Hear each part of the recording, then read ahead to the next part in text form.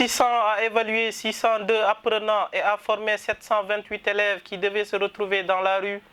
L'inspection d'académie de Tambacounda, très satisfaite, s'est réjouie de ces résultats lors de l'atelier sur le bilan annuel du fonctionnement des classes passerelles avec les acteurs le mardi 13 octobre 2020. Le bilan que nous pouvons tirer à demain des classes passerelles, en tout cas pour la présente année scolaire, c'est un bilan de satisfaction.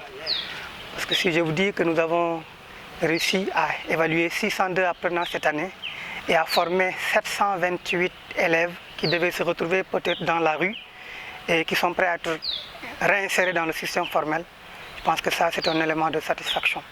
Et si nous faisons le cumul des années de mise en œuvre des classes passerelles depuis l'an 1, je peux dire que nous sommes à 2777 apprenants qui sont formés et réinsérés dans le système formel, ce qui est l'équivalent de 92 classes normales.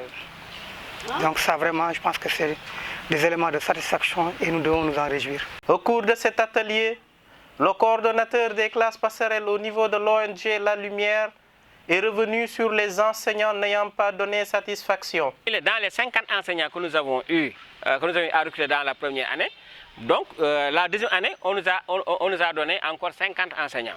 Mais parmi les 50 enseignants que nous avons eus, il y a, comme je l'ai dit dans la salle, il y a eu des enseignants qui ne nous ont pas donné satisfaction.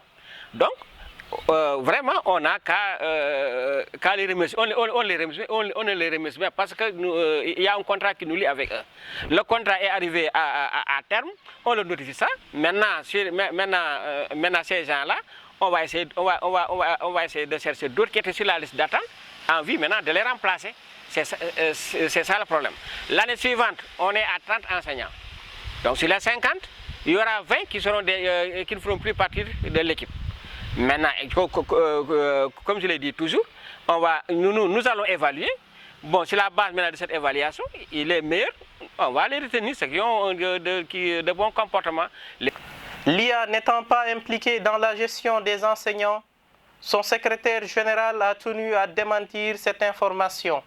Non, je ne suis pas d'avis parce que j'ai dit tout tantôt que pour les aspects techniques, tout ce qui relève du domaine technique, ça c'est confié aux structures déconcentrées, en l'occurrence l'inspection d'académie et les inspections de l'éducation et de la formation. Et c'est ce que nous faisons depuis le début jusqu'à maintenant. Souvenez-vous, la première cote d'enseignants a été formée par l'inspection d'académie. C'est nous qui avions initié et qui avions piloté toute cette formation-là, en son temps en 2016. Et donc dire que l'inspection ne s'implique pas dans la gestion de ces enseignants, moi je n'y crois pas tellement. Suite à la demande des enseignants, Ibrahima Sori Diallo a décidé de porter le plaidoyer pour que ces derniers puissent s'intégrer dans le système formel. Une décision qui n'est pas du tout appréciée par son collaborateur, qui d'ailleurs juge qu'il ne portera jamais ce dossier. En tout cas, ça n'engage que lui. Ça a été clair et bien défini. Mais en tout cas, moi, personne en tant que coordonnateur, en tant qu'inspecteur de l'éducation à la reine, ayant depuis 1965, je suis dans le système, et connaissant pourquoi l'État a choisi l'ONG pour le faire faire, en tout cas, moi, je ne m'engagerai jamais à porter ce dossier-là, ce plaidoyer, pour que ces gens-là puissent être intégrés au niveau de la fonction publique. Quant à l'inspecteur Babacar Diak, l'État n'a aucun engagement à l'égard des enseignants parce qu'ils ont été sélectionnés par l'ONG La Lumière pour la mise en œuvre du programme des classes passerelles. Donc, pour les moniteurs qui interviennent dans les classes passerelles, l'État n'a aucun engagement à leur égard parce que c'est des moniteurs qui ont été sélectionnés par l'ONG La Lumière pour la mise en œuvre du programme des classes passerelles. Et donc, l'État n'a pas contractualisé avec eux et que donc ils ne peuvent pas prétendre à un recrutement dans la fonction publique ou par l'État.